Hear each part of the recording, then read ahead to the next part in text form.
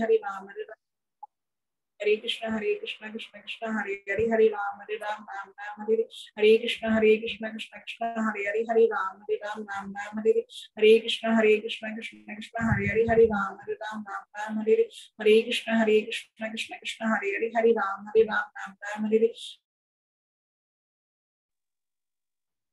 Hare Krishna. Thank you so much for participating in morning Japa session. Now it's time for today's transcendental quote by our beloved Srila Prabhupada. So today is May 27th and today's quote is, when I left India, I promised I will never come back here.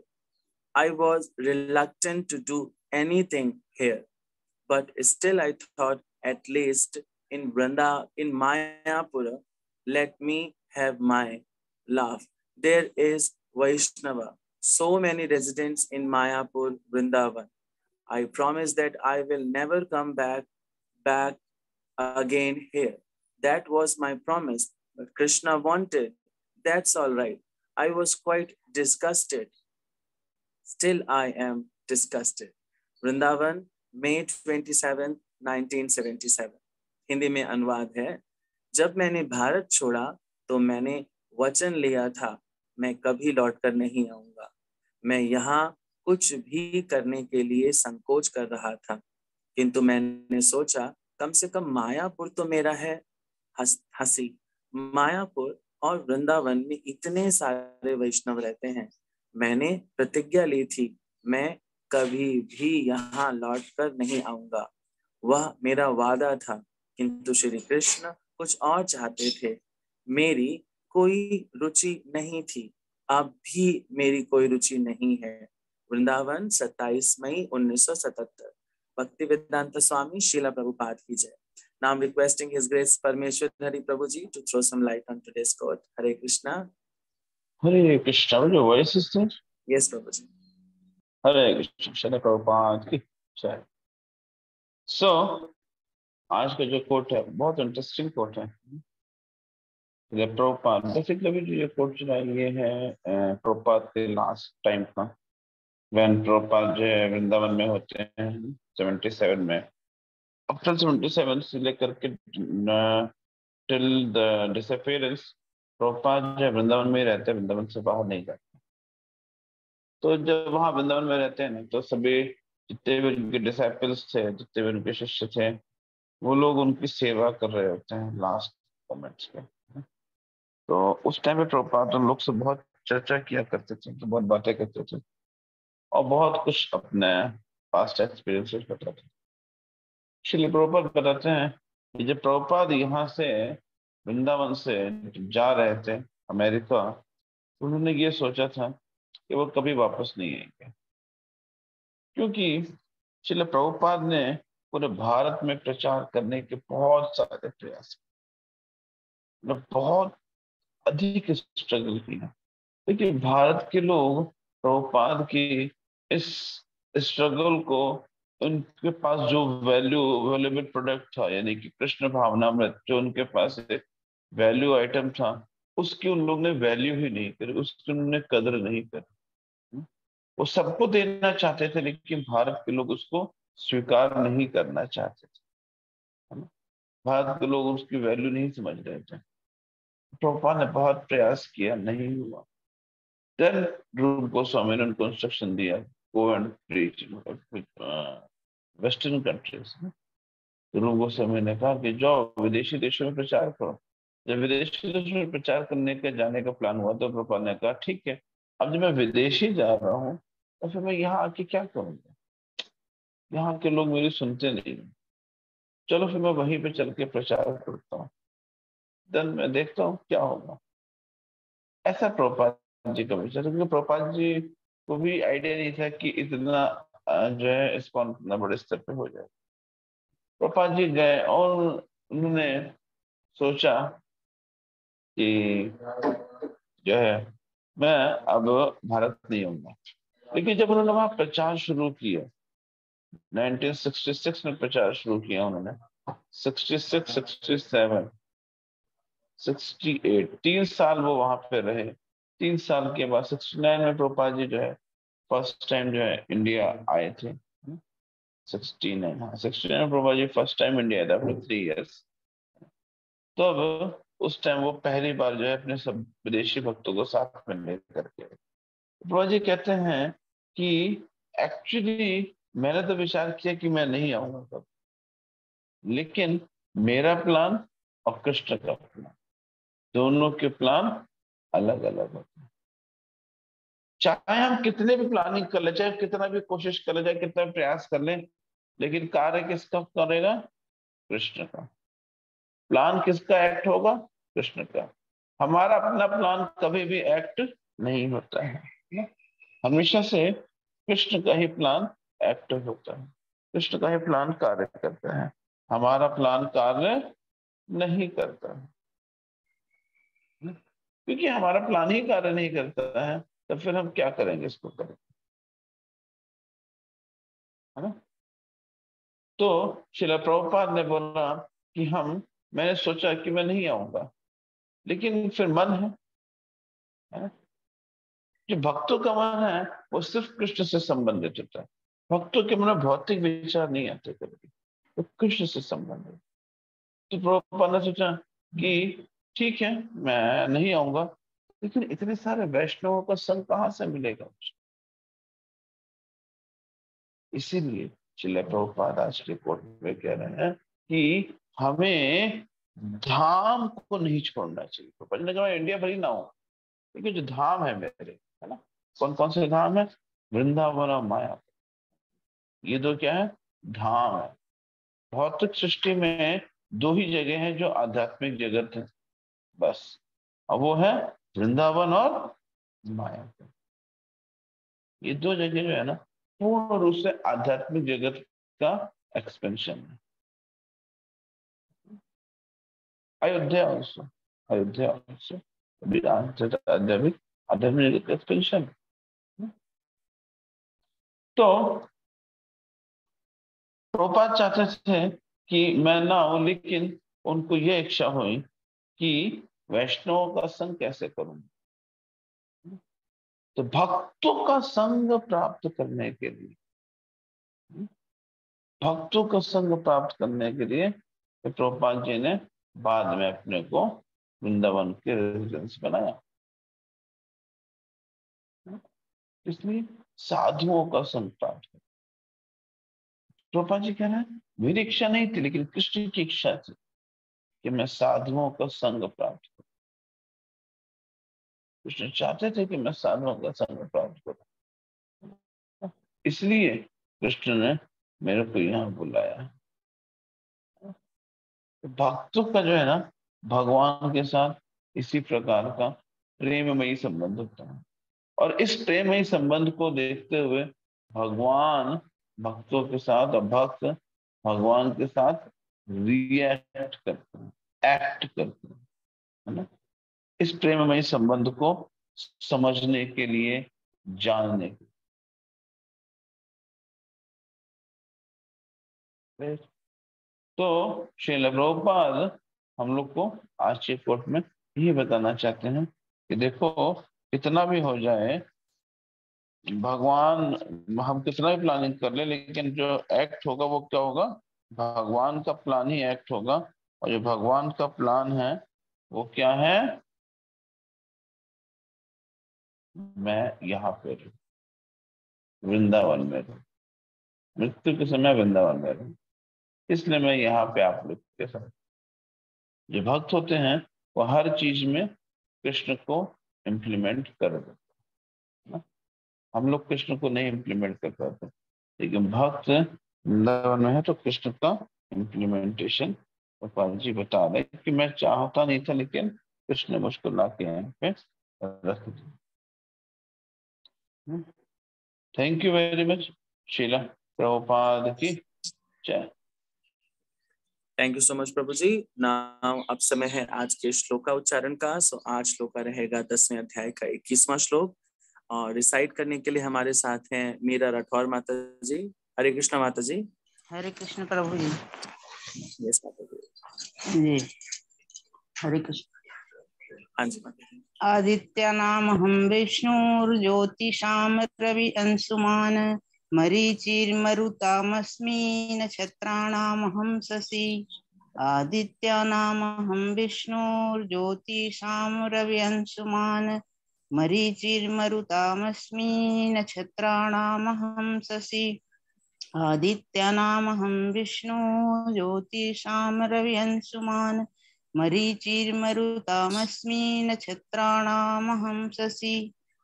अनुवाद। मैं आदित्यों में विष्णु, प्रकाशों में तेजस्वी सूर्य, मरुतों में मरीचि तथा नक्षत्रों में चंद्रमा हूँ। जय श्री कृष्ण प्रभु जी। धन्यवाद।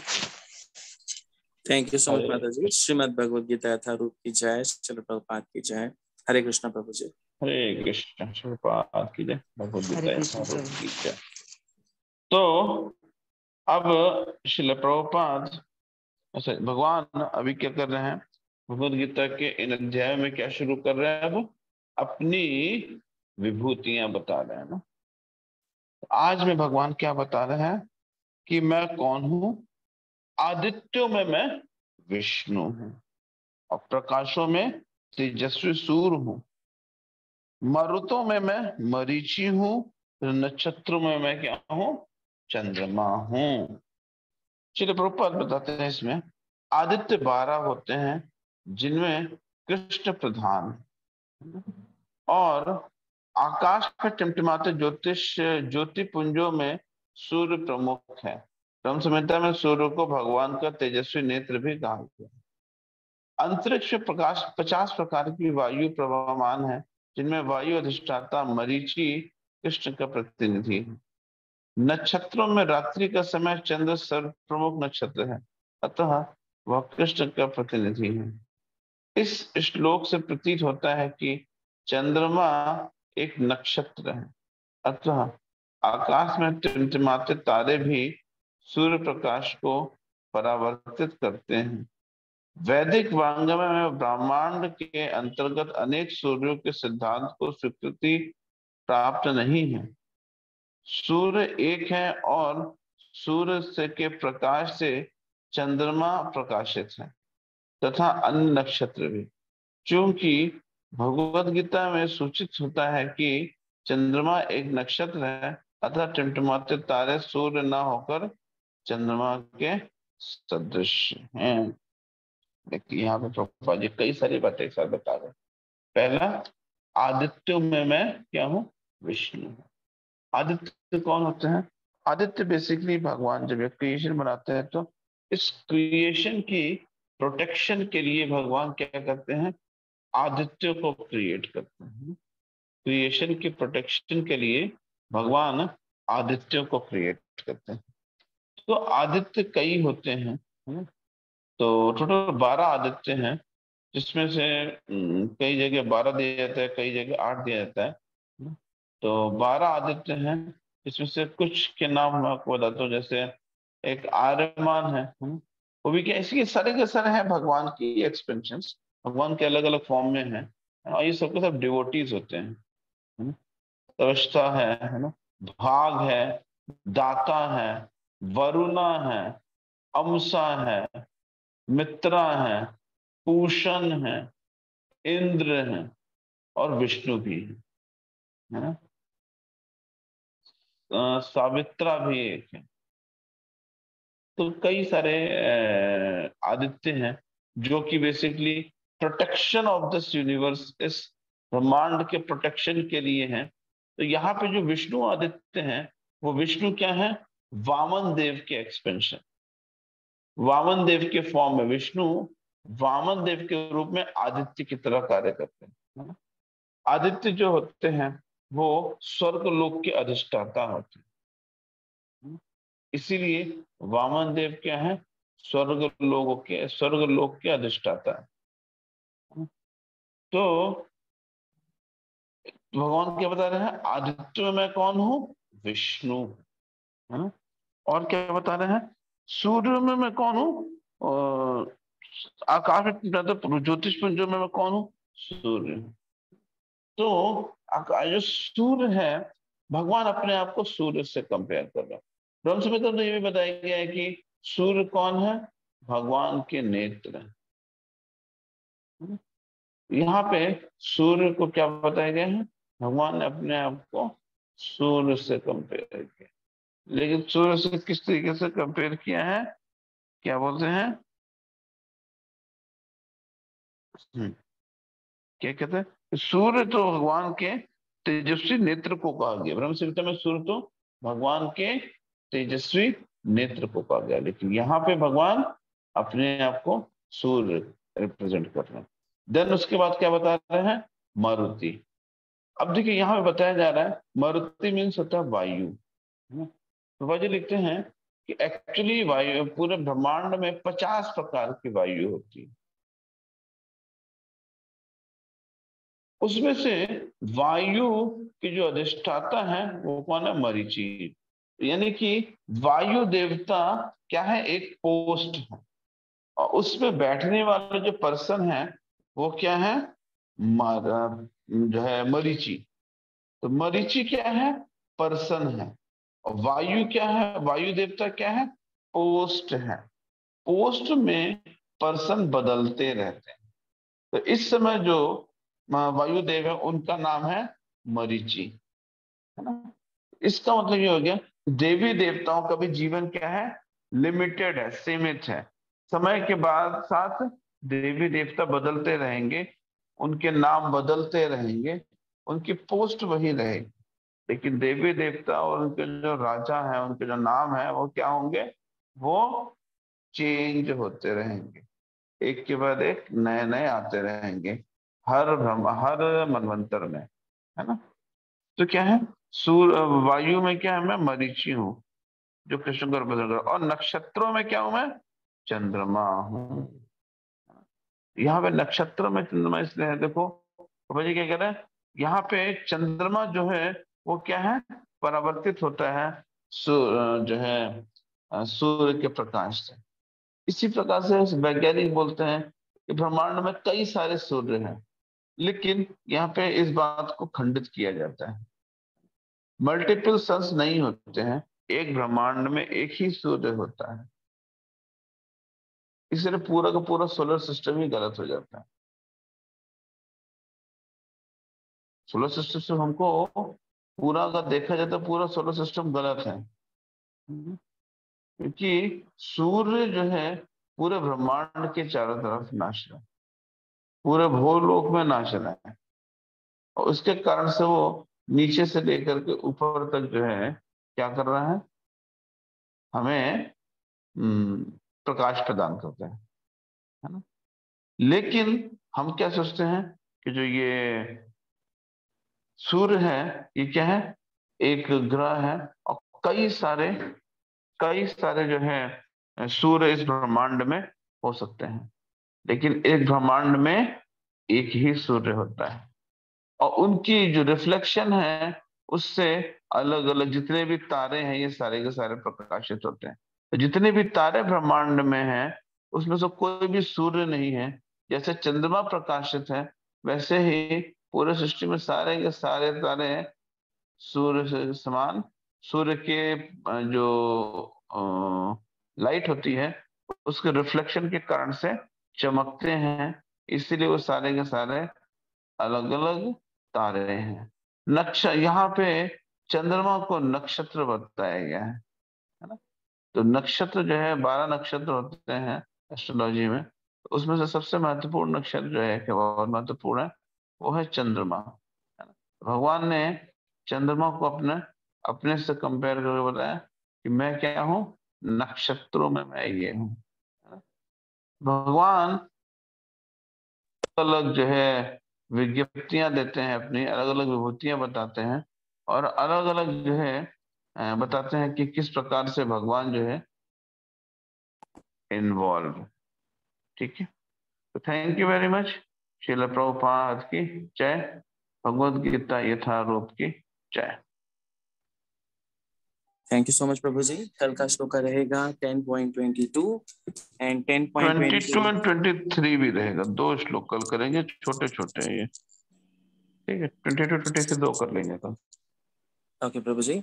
एंड कल का श्लोक का रेसिटेशन करेंगे अमिता गर्ग माता जी। ओके अमिता माता जी।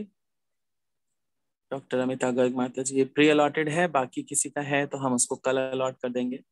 ओके जी माता जी, मैंने कहा नेट की समस्या होगी, वैसे मैं कर दूंगी। ओके, कल आपके 2 श्लोक रहेंगे माता जी। Okay, 22 and 23। जी ठीक है प्रभु। नेक्स्ट हम बात कर लेते हैं जप की, तो कल का जपा कराएंगे विनोद कुमार मौर्य प्रभु जी। Thank you. हरे कृष्ण प्रभु जी। Hare Krishna, thank you very much, आपसे बहुत धन्यवाद। सो जैसा कि कल बाबा चतुर्भु ने आप लोग को एक बहुत अच्छी गुड न्यूज दी ही है ना?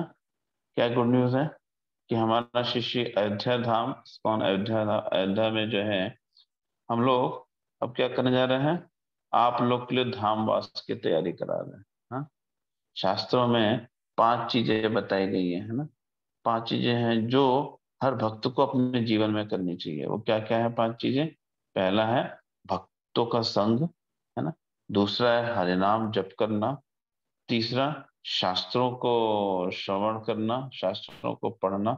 चौथा, कृष्ण प्रसाद पाना। और 5वां है धाम वास करना।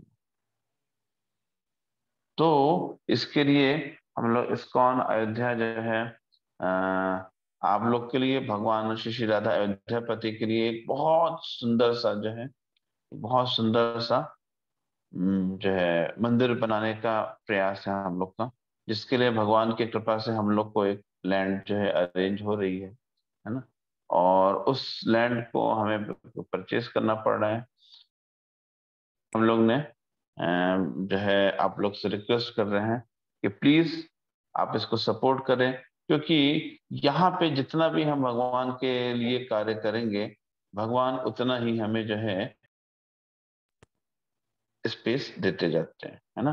क्या होता है, जैसे शास्त्र में बताया गया है कि यहाँ पे यदि हम एक ब्रिक भी भगवान के लिए, एक ईंट भी रखते हैं, तो वो एक ईंट हमारी कहाँ जाती है? गोलोक धाम में जाती है ना? तो यहाँ पे जो हमने घर बनाए, अपना जो भी कोठी बनाई, बंगला बनाया, महल बनाया, वो क्या है? नश्वर है। तो हर महीने, हर साल मेंटेन भी करना पड़ता है, और क्या होता है, वह डैमेज हो जाता है, उसमें एक बार एक्सपायर भी हो जाता है। लेकिन जो भगवत धाम का लिए में जो कुछ बना है ना, तो यहाँ पे भी जब हम भगवत धाम भी जाने से पहले हमें उसको बनाना पड़ता है। तो भगवत धाम में जाएंगे तो कहाँ रहेंगे, है ना? वहां पे रहने के लिए अपने को घर चाहिए ना। तो भगवत धाम में रहने के लिए घर चाहिए, जैसे यहाँ पे हमें घर चाहिए होता है, पैसे कलेक्ट करते हैं, घर बनाते हैं, फिर जाके उस घर में शिफ्ट होते हैं। इसी प्रकार से हमें क्या करना है, मृत्यु से पूर्व ही पे बना के रखना है। अगर वहां घर नहीं बनाएंगे तो क्या होगा, हम वहां पे जा करके, है ना? तो गोलोक धाम में अपने को अपना अपना एक फ्लैट होना जरूरी है। तो फ्लैट कैसे होगा, जब हम यहाँ पे कुछ क्रिएट करेंगे। तो श्रील प्रभुपाद, श्री राधा अयोध्यापति, श्री श्री गौर निताय गुरु महाराज की कृपा से, है ना, भक्तों के वैष्णव की कृपा से जो है हम लोग उस प्रोजेक्ट पे आगे बढ़ रहे हैं, ताकि हम सब लोग अपना अपना घर जो है गोलोक धाम में बना सके, है ना? तो उसी के प्रोजेक्ट में हम लोग आगे जो है बढ़ते हुए, एक हम लोग ने लैंड देखा है, और उसके लिए हम लोग ने आपको रिक्वेस्ट किया है। और आपको कुछ नहीं करना है, ऐसा नहीं है कि सारा कुछ आपको एक ही बार में देना है। आप छोटे छोटे पार्ट्स में भी दे सकते हो, और धीरे धीरे करके जुड़ सकते हो, और अपने साथ में अधिक से अधिक लोगों को जोड़िए, ताकि हम लोग इस चीज को अच्छे से कर सकें, और श्रील प्रभुपाद को, गुरु एंड गौरांग को, शिष्य अयोध्यापति को, शिष्य गौर निताय को प्रसन्न कर सकें। और उनकी प्रसन्नता से ही क्या होगा, हमारा जीवन धन्य होगा। Thank you very much. Srila Prabhupada की जय। और बच्चों के लिए भी अनाउंसमेंट आया होगा, हम लोग का भक्त प्रहलाद स्कूल का दूसरा बैच चालू हो रहा है। से रिक्वेस्ट है कि आप लोग जो है भक्त प्रहलाद स्कूल अपने अपने बच्चों को ज्वाइन कराइए, ताकि एक समझ करेंगे तो उनके अंदर कुछ संस्कार आएंगे, और वो संस्कार जो है हमें और हमारे परिवार को भक्ति के मार्ग में आगे ले जाने के लिए बहुत लाभदायक होंगे। हरे कृष्णा। श्रील प्रभुपाद की जय। तो किसी का कोई प्रश्न है, कोई क्वेरी है, तो हम लोग कर सकते हैं।